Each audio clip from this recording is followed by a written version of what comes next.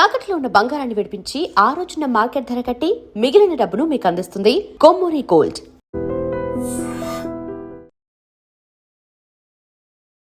నమస్కారం, welcome to iDream media. నేను మీ సంగీత.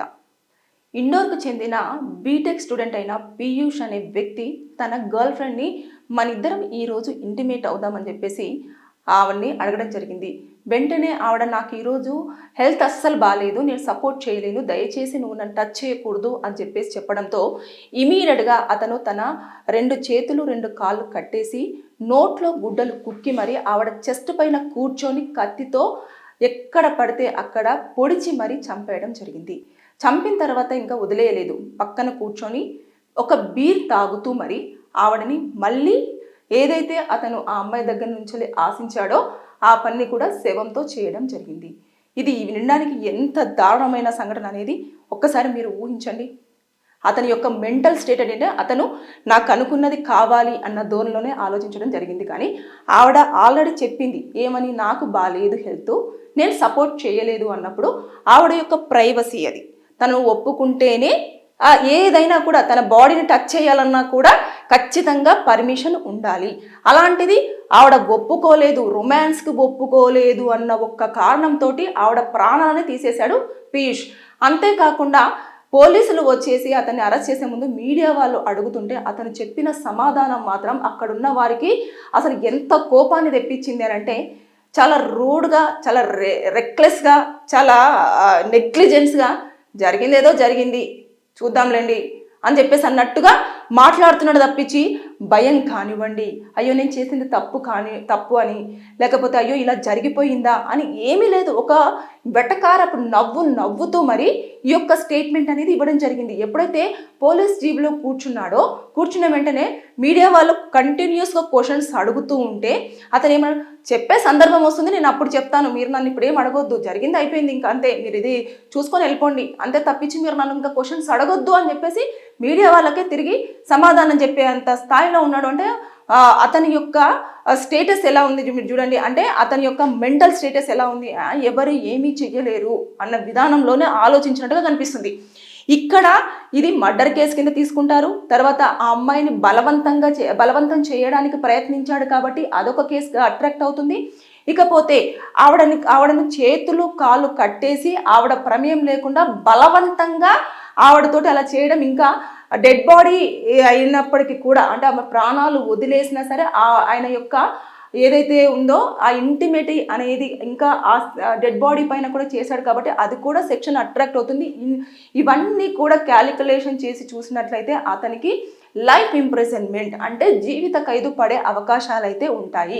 With ఎవిడెన్సెస్తో కనుక కోర్టులో కరెక్ట్గా సబ్మిట్ చేసినట్లయితే అది కొంచెం టైం తీసుకున్నప్పటికీ ఖచ్చితంగా పనిష్మెంట్ అయితే పడే అవకాశం ఉంది. ఇకపోతే ఎప్పుడైతే ఈ యొక్క కేసు జరిగిందో ఆ అమ్మాయి తరపు నుంచి ఎవరైతే ఉన్నారో వారందరి స్టేట్మెంట్ తీసుకోవడం జరుగుతుంది. ఇటు అబ్బాయి తరపున ఫ్రెండ్స్ కానివ్వండి, ఫ్యామిలీ మెంబర్స్ కానివ్వండి, అటు చుట్టుపక్కల వాళ్ళు కానివ్వండి, అందరి స్టేట్మెంట్ తీసుకుంటారు. ఆ ఒక గదిలో ఈ ఇన్సిడెంట్ జరిగింది కాబట్టి ఈ అమ్మాయి ఫ్రీక్వెంట్గా ఆ గదికి రావడం జరుగుతుందా, లేకపోతే ఏమైంది ఏంటి, వీళ్ళిద్దరు ఎప్పటి నుంచి లవ్లో ఉన్నారు, ఈ లవ్ విషయం అనేది ఇరు ఫ్యామిలీస్ కూడా తెలుసా లేదా, ఇవన్నీ కూడా వితిన్ 90 డేస్లో పోలీసులు ఖచ్చితంగా షార్ట్ షీట్ ప్రిపేర్ చేసి కోర్టులో సబ్మిట్ చేయాల్సి ఉంటుంది. ఇప్పుడైతే పీయూష్ అనే వ్యక్తిని అరెస్ట్ చేశారు కాబట్టి ఇమీడియట్గా అతని మీద ఏవైతే ప్రాథమికంగా వారికి కనిపిస్తాయో దాని ప్రకారంగానైతే దాన్ని ఫైల్ చేసేసి కోర్టులో సబ్మిట్ చేస్తారు. ఆ అబ్బాయిని సబ్మిట్ చేసిన తర్వాత రిమాండ్కి అయితే వెళ్ళడం జరుగుతుంది. ఎప్పుడైతే రిమాండ్కి వెళ్తారో తర్వాత నెక్స్ట్ పోలీసుల యొక్క స్టెప్ ఏంటంటే ఇంకా దర్యాప్తు కొనసాగిస్తూ ఉన్నారు అన్నట్టు. అక్కడ అతను ఏవేవైతే ప్రాపర్టీస్ యూజ్ చేశాడు కదా, అటు క్లాత్స్ అంతా కూడా నోట్లో పెట్టడం కానివ్వండి, చేతులు కట్టేయడం కానివ్వండి, కత్తి కానివ్వండి, ఇవన్నీ యూజ్ చేశాడు కదా, అవన్నీ కూడా పోలీసులు ఫోరెన్సిక్ ల్యాబ్కు పంపించడం జరుగుతుంది.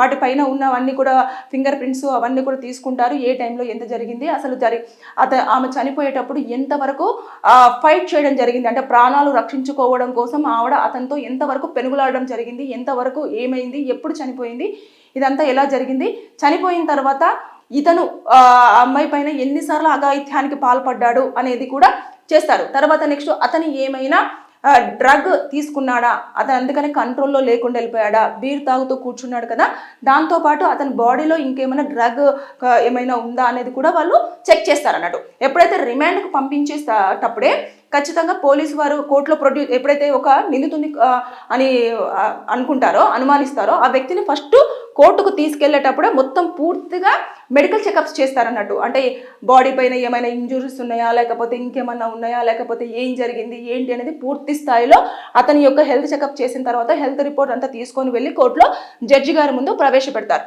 అక్కడ పెట్టిన తర్వాత నెక్స్ట్ ఇతని హెల్త్ కండిషన్ అంతా బాగుందన్న తర్వాత ఎప్పుడైతే రిమాండ్కి పంపిస్తారో అక్కడ జైలు దగ్గరికి వెళ్ళినప్పుడు కూడా అక్కడ జైలర్ ఎవరైతే ఉంటారో అతను కూడా ఆ మెడికల్ రిపోర్ట్ చెక్ చేసి అతను ఒంటి మీద ఏమైనా ఉన్నాయా లేదా అనేది చాలా దారుణమైన సిచ్యువేషన్ అండి. ఒంటి మీద క్లాత్ లేకుండా మరి మొత్తం పూర్తిగా చెక్ చేస్తారు.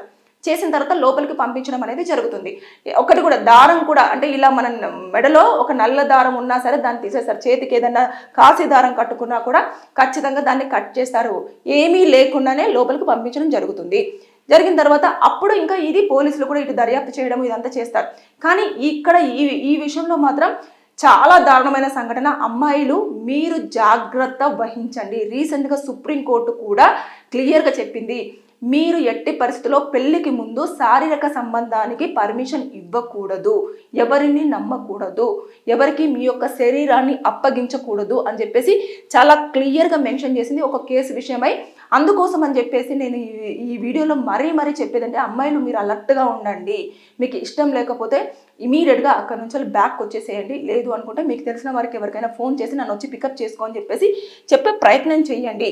అంతేకాని బలవంత పెడుతున్నారనో లేకపోతే ఇంకేదో నేను చెప్తే వింటారని చెప్పేసి అంటే ఇలా ప్రాణాలు పోగొట్టుకోవాల్సిన సిచ్యువేషన్కి వస్తారు. అబ్బాయిలు కొంతమంది ఎలా ఉంటారు అంటే ఆ టైంలో వారికి అది కావాలి అనుకున్నప్పుడు మీరు మిమ్మల్ని బ్రతిమలాడొచ్చు, కాలు పట్టుకోవచ్చు, లేకపోతే రిక్వెస్ట్ చేయొచ్చు, లేదంటే మీ యొక్క ఎమోషన్ తోటి వాళ్ళు క్యారీ చేయొచ్చు, అంటే ఎమోషనల్ బ్లాక్మెయిల్ చేయొచ్చు. లేదు అనుకుంటే నన్ను నమ్మట్లేదా అని చెప్పేసి వాళ్ళే ఏదో చేసుకోవడానికి వెళ్ళొచ్చు. ఇలాంటి పలు రకాలుగా మిమ్మల్ని వాళ్ళ ట్రాప్లో పడేయడానికి ట్రై చేస్తారు. ఇలా కొంతమంది రిజెక్ట్ చేశారనుకోండి, అరే ఇక్కడ దాకా వచ్చిన మాట ఎలా కాదంటుంది, నేను ఎంతో అనుకున్నాను, ఎక్స్పెక్ట్ చేశాను, నేను ఇప్పుడు డిసప్పాయింట్ ఎలా అవుతాను అని చెప్పేసి ఆ కోపానికి ఎక్కువగా ప్రేరేపితమైతే ఖచ్చితంగా ఇలా ప్రాణాలను తీయాల్సిన దారికే వస్తారు వాళ్ళు. కాబట్టి అమ్మాయిలు జాగ్రత్త. మీరు కనుక సింగిల్గా వెళ్తున్నప్పుడు అన్ని ప్రికాషన్స్ తీసుకోండి.